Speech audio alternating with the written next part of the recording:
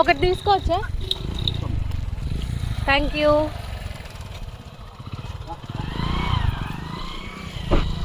ఏయ్, వీటిని పిసుకులు అంటాము, జొన్నలు.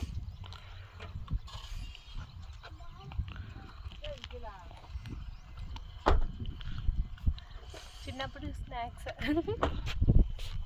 వీటిని చూడంగానే మా జేజి గుర్తొచ్చేసింది. మా జేజి ఈ జొన్న పిసుకుల్ని తీసుకొని వచ్చి ఒలిచి పెట్టేది, అండ్ అలాగే బెల్లం కూడా దంచి పెట్టేది. ఆ రెండు కలిపి తింటే నోట్లో పాలు పాలుగా టేస్ట్ భలే ఉండేవి. అవి మా స్నాక్స్ అనమాట.